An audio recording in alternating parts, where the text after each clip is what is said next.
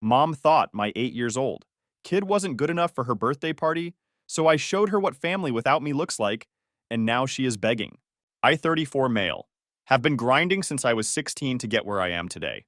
Started delivering pizzas in high school, worked construction during college, and clawed my way up to senior project manager at a major construction company in Seattle. I oversee million-dollar commercial builds and pull in about $285,000 a year. I'm married to Sarah, and we have an incredible 8-year-old son named Tyler. We live in a nice house in Bellevue with my father-in-law, William, who moved in after my mother-in-law passed. William is honestly the dad I wish I'd had growing up.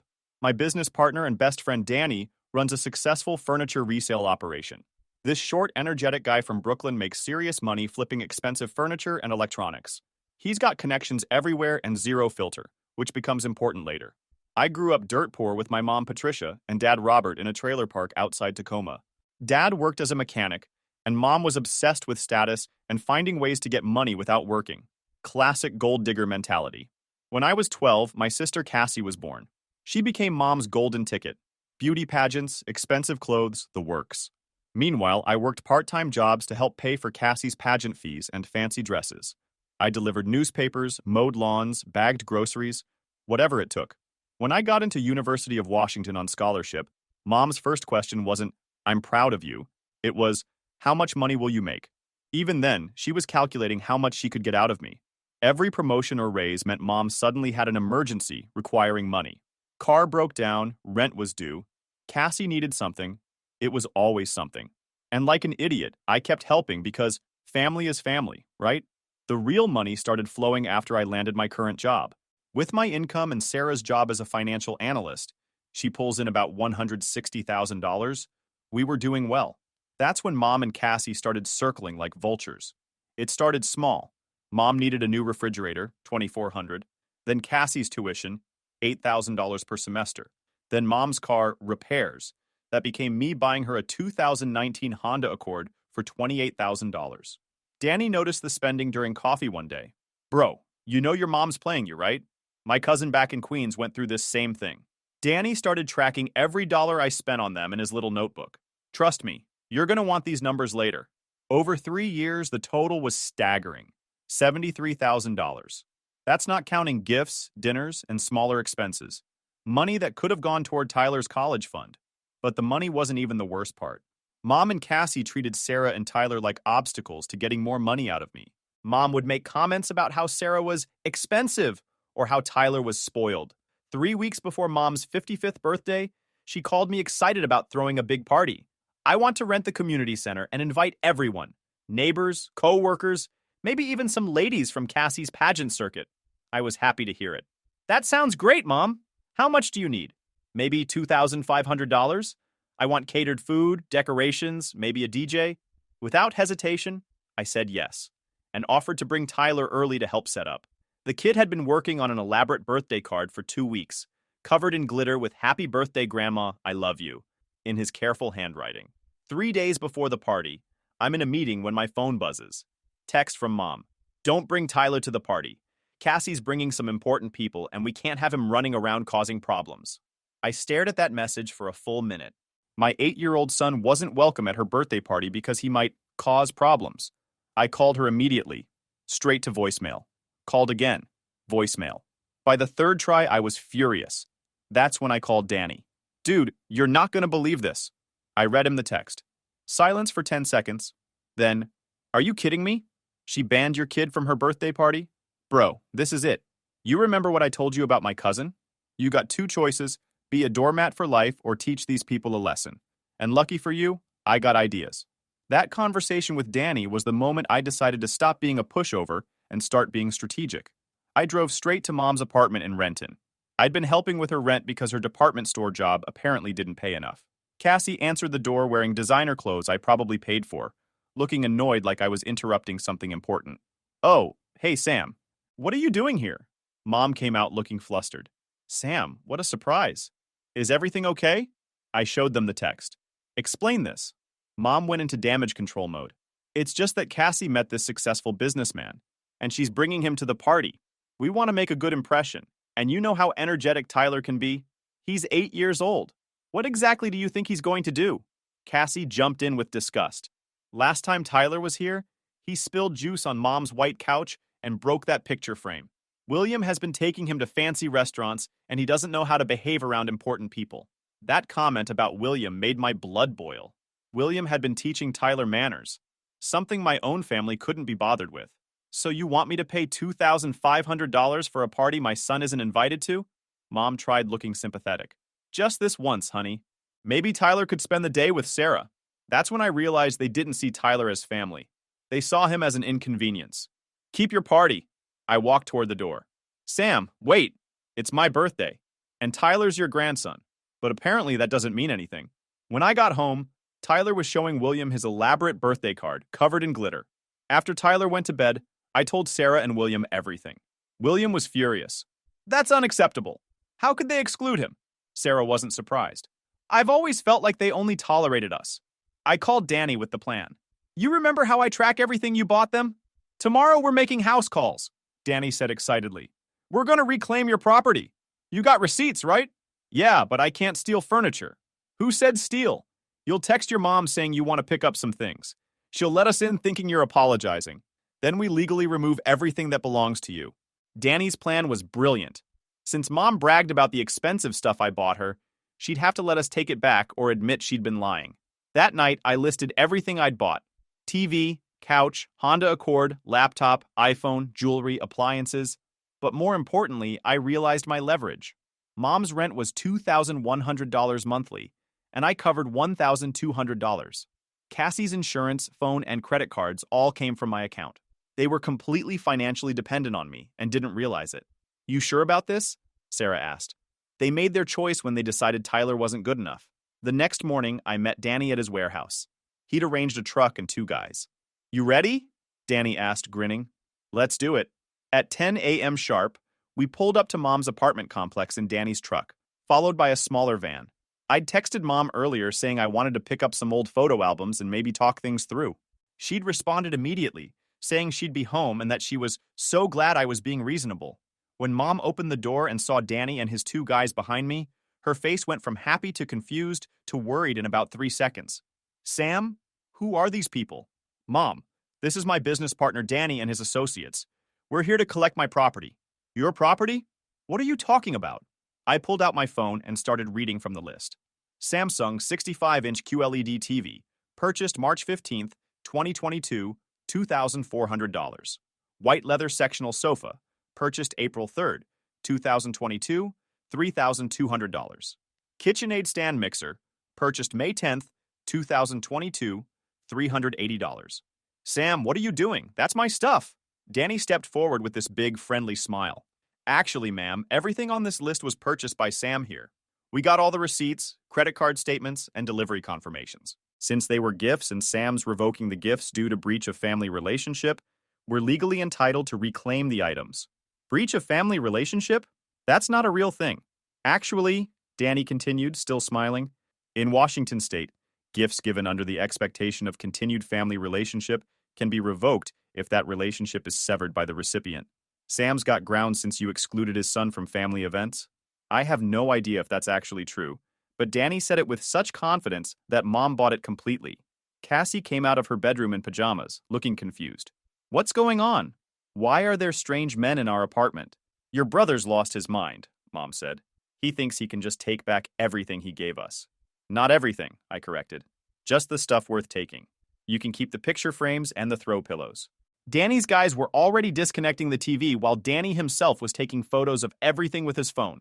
For insurance purposes, he explained to my increasingly panicked mother. Sam, please, Mom begged. Can't we talk about this? It's my birthday tomorrow. Yeah, about that, I said, pulling out another document. I also canceled the catering order and the venue rental. Got most of my deposit back. Mom's face went white. You can't do that. I already invited people. Should have thought about that before you uninvited my son. Cassie was getting hysterical. Sam, this is insane. You can't just take our stuff. Your stuff? Danny laughed. Princess, your brother's been paying for everything in this apartment for 3 years. What exactly do you think you own here?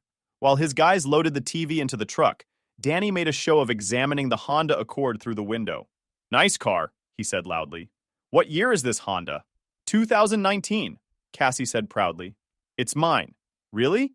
Because according to the registration Sam showed me, it's in his name. Insurance too. Danny pulled out his phone. I got a buddy who runs a towing company. He could be here in 20 minutes. That's when Cassie started crying.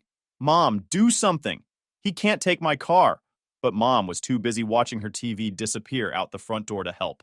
Sam, please. I'm sorry about Tyler. Can't we work this out? Work what out? You made it clear that Tyler isn't welcome in this family. So now you get to see what this family looks like without me in it. The whole operation took about 45 minutes. TV, couch, kitchen appliances, even the expensive bedding I'd bought for Mom's room. Danny's guys were efficient and professional, treating everything like a normal furniture pickup. The car was the final touch. Danny's towing friend showed up right on schedule and loaded the Honda onto his flatbed truck. Cassie was sobbing in the doorway, still in her pajamas, begging me not to do this. How am I supposed to get to work? She cried.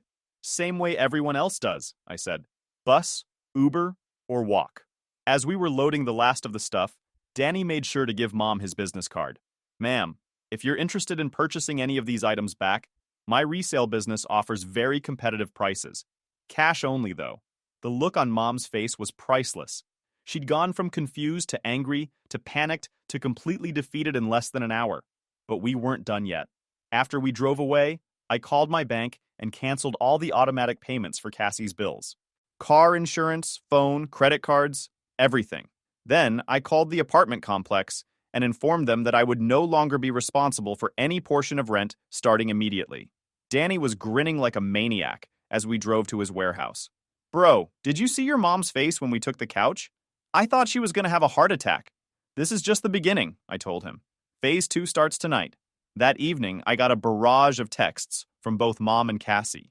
Mom was begging me to reconsider, saying she'd made a mistake and Tyler was welcome at the party. Cassie was panicking about her bills and asking how she was supposed to pay for anything. I ignored all of them. They'd had years to treat my family with respect, and they'd chosen not to. Now they could live with the consequences. The next morning, Mom's birthday, I got a call from her at 6 a.m. Sam, please, I'm begging you. People are going to be here in a few hours expecting a party. I don't have any food, no decorations, nothing. At least let me borrow some money to get pizza or something. Mom, I'm confused. Yesterday you told me Tyler wasn't welcome at your party. So why would I pay for a party my son can't attend? I changed my mind. Tyler's invited. Please, just help me out this once. Too late. You made your choice. I hung up and turned off my phone. Sarah had taken Tyler to the Seattle Center for the day, and William and I spent the afternoon grilling burgers and watching football. It was actually a really nice, peaceful day, but the real fireworks were just getting started. By Monday morning, the full impact of my financial withdrawal was starting to hit them. Mom called me at work, crying. Sam, they're going to evict me. My landlord says if I can't pay the full rent, I have to move out by the end of the month. That sounds like a you problem, Mom. Please, I'll do anything. I'll apologize to Tyler. I'll apologize to Sarah. I'll never ask you for money again. But here's the thing about consequences. They don't care about your apologies after the fact. Mom, you made it clear that my family wasn't welcome in yours. So now you get to see what life looks like without my family's financial support. Cassie was having an even worse time. Without her car, she'd been showing up to work late and disheveled. Apparently, her manager had given her a warning about her appearance and attitude. Plus, with her credit cards maxed out and no way to make payments, she was facing some serious financial consequences. But the best part? The birthday party had been a complete disaster. According to one of Mom's neighbors who I'd always gotten along with, only 3 people showed up. Mom had to serve them stale cookies from the grocery store and apologize for the catering mix-up. Cassie's mysterious rich boyfriend never materialized. Turns out he was just some guy she'd met at work who she'd been trying to impress. Danny found this absolutely hilarious. Bro, your mom threw a birthday party and nobody came. That's like something out of a movie. But Danny had more good news. So I got a buyer for most of their stuff. This executive in Bellevue wants the TV and the couch for his home office. I can get you $4,200 for both pieces. What about the car? That's where it gets interesting. I got a buddy who runs a used car lot. He says the Honda's worth about $22,000 in the current market. But here's the thing. I told him about your situation, and he's willing to make you a deal. What kind of deal? He'll buy the car from you for $20,000 cash, no questions asked. But if your sister wants to buy it back from him, he'll sell it to her for $25,000. I couldn't help but laugh. So if she wants her car back, she'll have to pay $5,000 more than it's worth. Exactly. And since she's got terrible credit and no cosigner, she'll never qualify for a loan anyway. By Wednesday, Mom and Cassie were both calling me multiple times a day. The messages went from angry to desperate to pathetic in record time. Mom, Sam, I'm your mother. How can you do this to me? Also, Mom, please, I'm begging you. I'll lose my apartment. Cassie, I hate you. You've ruined my life. Also, Cassie, I'm sorry. Please help me. I can't afford anything. I showed all the messages to Sarah and William. Sarah was actually proud of me for finally standing up to them, but William was a little concerned. Sam, I support what you're doing, but make sure you're prepared for the long-term consequences. Cutting off family is a big decision. William, they cut us off first when they decided Tyler wasn't good enough for their precious party. I'm just making it official. Tyler, meanwhile, was oblivious to all the drama. He'd moved on from the birthday card and was excited about starting soccer season. Sometimes he'd ask about Grandma Patricia, but we'd just tell him she was busy and change the subject. The real turning point came on Friday. I was at work when Danny called, laughing so hard he could barely speak. Dude, you're not gonna believe this. What happened? Your sister, she showed up at my warehouse, trying to buy back the couch. Are you serious? Dead serious. She walks in with like $200 in crumpled bills and asks if she can make payments on the couch. When I told her it was $3,200, she started crying and asked if I'd take $50 a month. Danny was practically wheezing with laughter. At $50 a month, it would take her over 5 years to pay off a used couch. I told her she could get a brand new couch at IKEA for like $500. 3 weeks after the birthday party disaster, Danny called me with an update that had me laughing for days. Bro, you're gonna love this. So I'm at the gas station near your mom's apartment, right? And I see this beat-up Toyota pull up. Guess who gets out? Cassie. Cassie, looking rough as heck, hair's a mess, wearing some cheap clothes, looking like she's been crying. So I go over and say hi, just to be friendly. Danny was barely containing his laughter. She starts telling me about how she got fired from the restaurant job because she kept showing up late and couldn't afford decent clothes. Then she asks, and I'm not joking, she asks if I'm hiring at the warehouse. No way. I told her we only hire people with reliable transportation and a good work ethic. You should have seen her face. But that wasn't even the best part. Apparently, Cassie's entire plan to marry Rich had fallen apart. Without a car, designer clothes, or the confidence that comes from having financial security, she couldn't maintain the image she'd been projecting. The guys she'd been trying to impress at the restaurant weren't interested in a broke hostess who took the bus to work. Meanwhile, Mom was facing her own crisis. The apartment complex had started eviction proceedings, and she was scrambling to find somewhere cheaper to live. She'd applied for several minimum wage jobs, but kept getting rejected because she had no recent work history and no reliable transportation. The best part? They were both blaming each other for their situation. According to Danny's intelligence network, he knows people everywhere, Mom was angry at Cassie for causing trouble with Sam, and Cassie was mad at Mom for ruining her relationship with her rich brother. But the real drama explosion happened about a month later. I was having dinner with Sarah, Tyler, and William when my phone started buzzing like crazy. Text after text from Mom, each one more desperate than the last. Sam, please answer your phone. Emergency. I'm in the hospital. I need help. They're going to kick me out if I can't pay. I showed the messages to Sarah. Think it's real? Only one way to find out. I called Mom back. She answered on the first ring, crying hysterically. Sam, oh thank goodness. I'm at the medical center. I had chest pains and they brought me in an ambulance. The doctors want to run tests, but I don't have insurance and they want $5,000 up front. Now, I'm not a complete monster. If Mom was actually having a heart attack, I wasn't going to let her die over money. But something about this felt off. Mom, slow down. What exactly happened? I was at work. I got a job at a grocery store, and I started having chest pains and trouble breathing. My manager called 911 and they brought me here in an ambulance. Okay, what did the doctors say? They think it might be a heart attack, but they won't do any tests until I pay. Here's the thing about emergency rooms. They're legally required to treat you regardless of your ability to pay. They might bill you later, but they're not going to let you die in the waiting room over money. Mom, that doesn't sound right. Emergency rooms can't refuse treatment. That's what I thought, but they keep asking about insurance and payment methods. I put her on speaker so Sarah could hear. Sarah rolled her eyes and mouthed nonsense to me. Mom, let me talk to a doctor or nurse.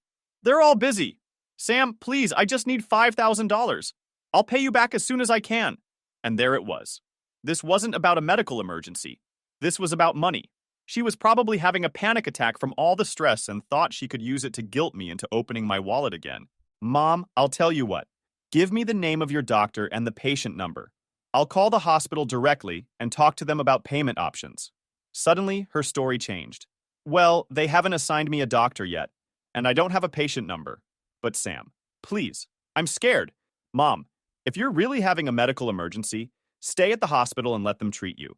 They'll work out payment later, but I'm not sending you money. Sam, please, I'm your mother. And Tyler's your grandson. But that didn't matter when you banned him from your birthday party. I hung up and blocked her number. 10 minutes later, Cassie started calling. Sam, Mom's in the hospital. You have to help her. If she's really having a medical emergency, the hospital will take care of her. They're not going to let her die over money. But she'll go into debt. They'll ruin her credit. Cassie, her credit's already ruined. And whose fault is that? I blocked Cassie's number too. Amazingly, within an hour, Mom was calling from a different number to tell me she'd been discharged with a clean bill of health and the chest pains were just stress. What a shock. 2 months after the birthday party debacle, Mom and Cassie had hit absolute rock bottom. Mom had been evicted from her apartment and was living in a weekly motel that charged $300 per week for a room the size of a closet. Cassie was couch surfing between friends, working part-time at a fast food place, and still taking the bus everywhere. But the final blow came from an unexpected source: social media. See, both Mom and Cassie had been posting on Facebook for years about their generous son-brother and their blessed family life. Mom would post pictures of the expensive gifts I'd bought her, and Cassie would share photos of her car and her fancy dinners. They'd built this whole online persona around being well-off and successful. When everything got repossessed, they couldn't maintain the facade anymore. People started asking questions. Where was Mom's beautiful apartment? Why was Cassie suddenly taking the bus? What happened to all the nice things they used to post about? Danny, being the master of chaos that he is, may have anonymously shared some information with a few of Mom's Facebook friends. Nothing illegal or private, just public records about evictions and repossessions, along with some photos of Mom and Cassie looking rough at various locations around town. The social fallout was brutal. These were people who had been jealous of Mom's lifestyle, and now they were getting to see her real situation. The comments on her Facebook posts went from envious to pitying to downright cruel. Patricia, what happened to that beautiful apartment you were always posting about? Cassie, I thought you said your brother bought you that car. Maybe if you spent less time bragging and more time working? Within a week, both Mom and Cassie had deactivated their social media accounts.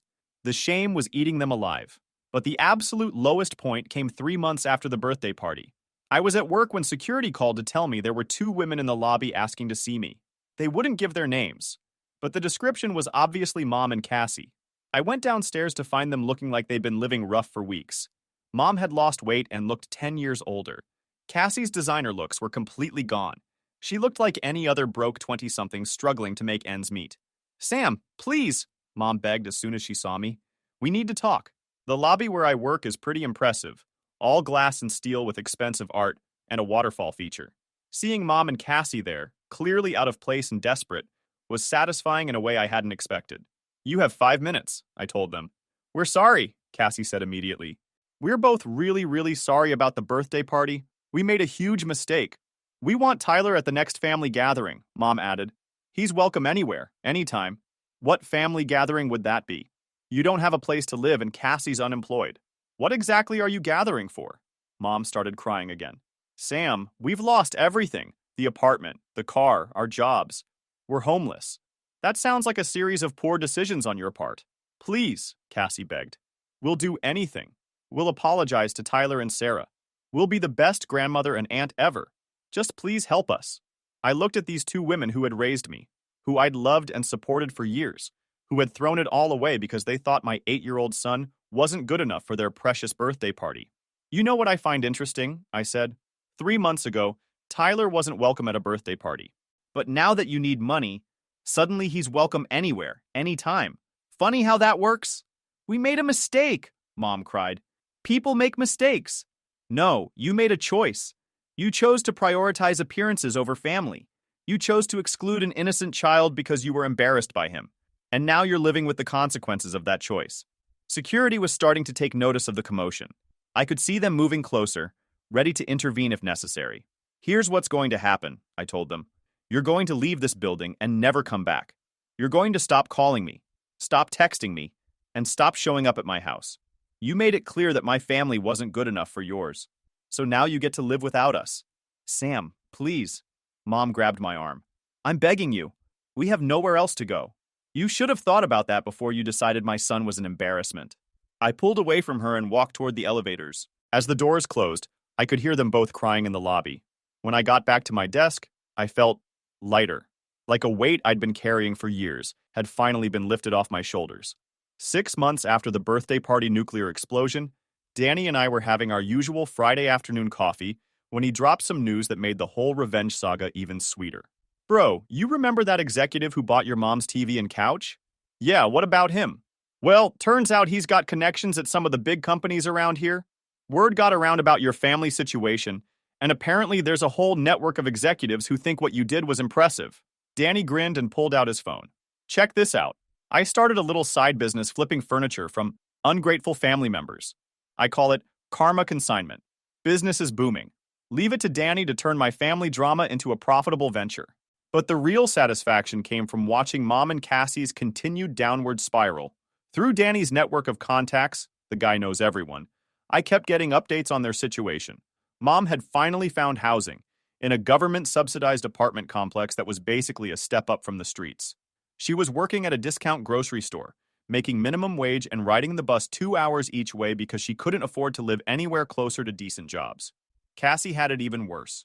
After getting fired from the fast food job for showing up intoxicated, she'd cycled through a series of increasingly desperate situations. Last Danny heard, she was working at a gas station and living in someone's garage. The funniest part? They were still fighting with each other. According to my sources, Mom blamed Cassie for ruining the relationship with Sam, and Cassie blamed Mom for raising her to be spoiled and then not being able to provide anymore. But the absolute peak of satisfaction came 8 months after the birthday party. I was at Tyler's soccer game, watching him score goals and being a normal happy kid, when my phone rang. Unknown number. Hello? Sam? It's Mom.